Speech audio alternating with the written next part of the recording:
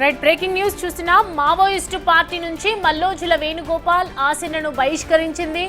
2 రోజుల క్రితం వేణుగోపాల్ ఆసన లొంగిపోయారు.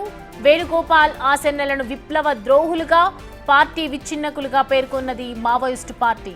వేణుగోపాల్ ఆసనల అనుచరులకు తగిన శిక్ష విధించాల్సిందిగా మావోయిస్టు పార్టీ పిలుపునిచ్చింది.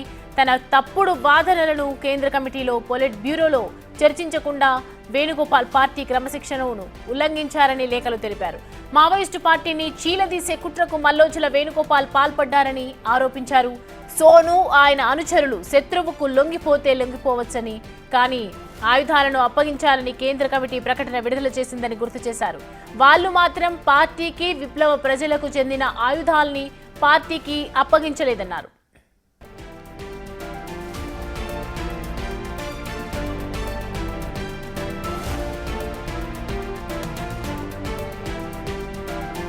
రైట్, మావోయిస్టు పార్టీ నుంచి విడుదలైనటువంటి లేఖకు సంబంధించి చూస్తూ ఉన్నాం మనం. మల్లోజుల వేణుగోపాల్ అలాగే ఆసన్న ఎవరైతే లొంగిపోయారో దానికి సంబంధించి మావోయిస్టు పార్టీ తీవ్రంగా ఖండించిందని చెప్పొచ్చు. దీనికి సంబంధించి పూర్తిగా మావోయిస్టు పార్టీ నుంచి బహిష్కరిస్తున్నట్లుగా తెలిపింది. 2 రోజుల క్రితం వేణుగోపాల్ ఆసన లొంగిపోయారు. అయితే విప్లవ ద్రోహులుగా వీళ్ళని పార్టీ విచ్ఛిన్నకులుగా పేర్కొంటోంది మావోయిస్టు పార్టీ. వేణుగోపాల్ అలాగే ఆసన్నల అనుచరులకు తగిన శిక్ష విధించాల్సిందిగా ఒకవైపు మావోయిస్టు పార్టీ పిలుపునిస్తోంది. తన తప్పుడు వాదనలను కేంద్ర కమిటీలో కానీ, ఇటు పొలిట్ బ్యూరోలో కానీ చర్చించకుండా, ఎలాంటి అనుమతులు లేకుండా, ఎలాంటి చర్చలు జరగకుండా ఇటు వేణుగోపాల్ పార్టీ క్రమశిక్షణను, కట్టుబాట్లను పూర్తిగా ఉల్లంఘించారని ఒకవైపు లేఖలో తెలిపింది. సో మావోయిస్టు పార్టీని ఇటు చీలదీసే కుట్రకు మల్లోజుల వేణుగోపాల్ పాల్పడ్డారని చెప్పి ఆరోపిస్తూ ఉన్నారు. సో ప్రజెంట్ అయితే సోను ఆయన అనుచరులు శత్రువులకు గనక లొంగిపోతే లొంగిపోవచ్చు, కానీ ఆయుధాలను మాత్రం మాకు అప్పగించాలని చెప్పి ఒకవైపు కేంద్ర కమిటీ ప్రకటన విడుదల చేసింది.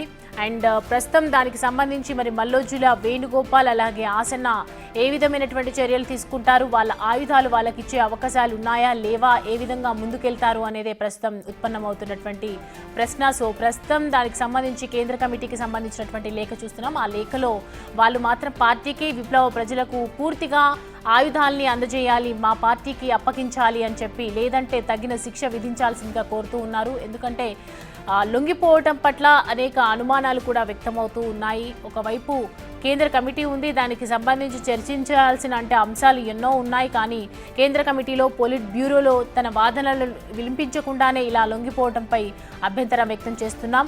వేణుగోపాల్ పార్టీ క్రమశిక్షణను పూర్తిగా ఉల్లంఘించారు అని చెప్తూ ఉన్నారు. మావోయిస్టు పార్టీ నుంచి ఇటు మల్లోజుల అలాగే ఆసనను బహిష్కరిస్తూ కేంద్ర కమిటీ ఇటు లెటర్ని విడుదల చేసింది. దీనికి సంబంధించి ప్రస్తుతం ఏ విధంగా రియాక్ట్ అవుతారు మల్లోజుల వేణుగోపాల్, ఆసన్న అనేది వేచి చూడాల్సినటువంటి అంశం అనేగా తెలుస్తోంది. సో ప్రజెంట్ దానికి సంబంధించినటువంటి బ్రేకింగ్ చూస్తున్నాము.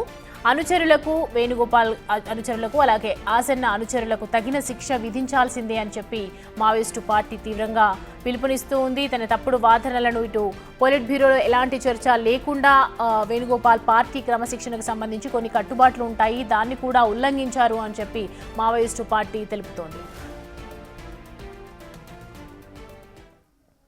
రైట్, ఈ అంశానికి సంబంధించి పూర్తి డీటెయిల్స్ మా అసోసియేట్ ఇన్పుట్ ఎడిటర్ నగేష్ మనకి అందుబాటులో ఉన్నారు మరింత సమాచారం అందించడానికి.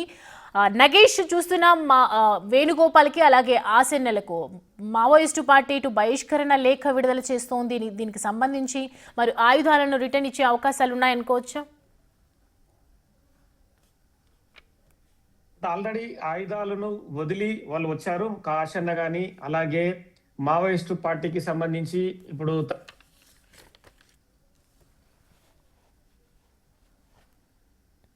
ఆసన్న ఉన్నారు. వీళ్ళిద్దరూ కూడా ఆయుధాలు వదిలేసి వాళ్ళు బయటకు వచ్చారు. కానీ ఇప్పుడు ఇవాళ ఇచ్చిన స్టేట్మెంట్ మాత్రం పూర్తిగా వీళ్ళిద్దరికి వ్యతిరేకంగానే పార్టీ స్టేట్మెంట్ ఇచ్చింది. వీళ్ళిద్దరిని కూడా ఖచ్చితంగా పార్టీ ద్రోహులుగానే ప్రకటించింది. వీళ్లకు శిక్ష విధించాలని చెప్పి డైరెక్ట్ గానే మావోయిస్ట్ పార్టీ వాళ్లకు ఇచ్చిన స్టేట్మెంట్ లో పేర్కొంది. అంటే తన తప్పుడు వాదనలు కేంద్ర కమిటీలో, పార్టీ బ్యూరోలో కూడా చర్చించకుండా వేణుగోపాల్ పార్టీ క్రమశిక్షణను ఉల్లంఘించారని చెప్పి డైరెక్ట్ గానే పార్టీ ఆరోపించింది. మావోయిస్టు పార్టీని విడదీసే కుట్రను అలాగే మల్లోజుల వేణుగోపాల్, ఆసన్న అలియాస్ సతీష్ పాల్పడ్డారని చెప్పి పేర్కొంది. పిఎల్జీఏ సభ్యులను పథకం ప్రకారమే దూరం పెడుతూ వచ్చి తాను తన అనుచరులను కూడా వారు బయటకు వచ్చారని చెప్పారు. మావోయిస్ట్ పార్టీ శత్రువుకు లొంగిపోవచ్చు కానీ ఆయుధాలు అప్పగించాలని చెప్పి కేంద్ర కమిటీ ప్రకటన విడుదల చేసింది. కానీ పార్టీకి విప్లవ ప్రజలకు చెందిన ఆయుధాలను కూడా పార్టీకి అప్పగించాలని చెప్పి అందులో తన స్టేట్మెంట్ లో పేర్కొంది. పార్టీ ఆదేశాలు పాటించకుండా 50 ఆయుధాలను కూడా శత్రువుకు అప్పగించారు, విప్లవ ద్రోహం చేసి వాళ్ళు లొంగిపోయారని చెప్పి ప్రకటించింది. అంటే శత్రువుకి లొంగిపోయిన పార్టీ సభ్యులైన మల్లుదల వేణుగోపాల్ గాని, సతీష్ అలియాస్ ఆశన్న గాని 61 మందికి ద్రోహం చేస్తూ వాళ్ళు బయటకు వచ్చారని చెప్పి ఆరోపించింది. వీళ్ళందరినీ కూడా ఖచ్చితంగా తమకు శత్రువులని చెప్పి పేర్కొంది. శత్రువులు ప్రజలకు కూడా శత్రువులని చెప్పింది. తాత్కాలికంగా పార్టీ వెనుకంజ వేయొచ్చు, కానీ విప్లవ పురోగమనం కోసం ఖచ్చితంగా ముందుకు వెళ్తామని చెప్పి పార్టీ కీలక ప్రకటన చేసింది.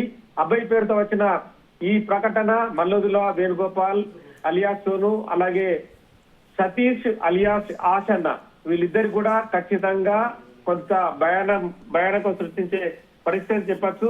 వీరిద్దరు కూడా తాము పార్టీ వ్యతిరేక విధానాలకు కాదని చెప్పి వాళ్ళు కేవలం ఆయుధాలనే వాళ్ళు అంటే తమ పార్టీకి సంబంధించి ఎవరైతే ఉన్నారో పార్టీని సైద్ధాంతిక విధానాలకు వ్యతిరేకంగా ఆయుధాలు వదిలి జనజీవన స్రవంతిలోకి రావాలని చెప్పి తాము అడిగాం.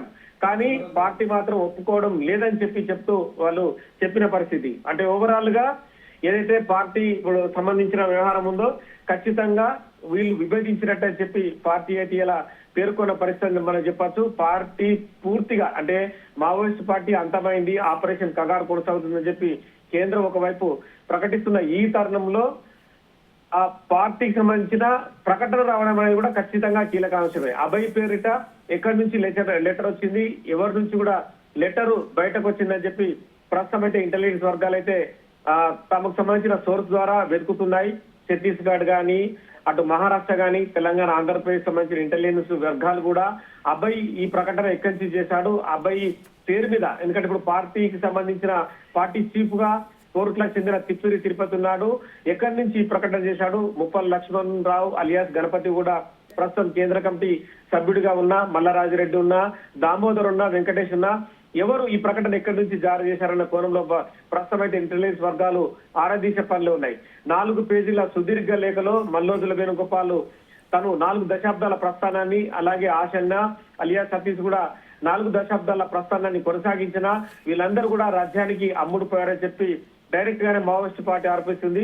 వీళ్ళందరూ కూడా మావోయిస్ట్ పార్టీకి సంబంధించి ఎక్కడ కూడా పార్టీ పాలిటీ బ్యూరోలో గాని, కేంద్ర కమిటీలో గాని, అలాగే సుదీర్ఘ చర్చలో కూడా వీళ్ళ అంశాలను ఎక్కడ కూడా చెప్పలేదు. ఎక్కడ చెప్పకుండా డైరెక్ట్ గానే వీళ్ళు రాజ్యానికి అమ్ముడుపోయి లొంగుబాటుకు గురయ్యారు.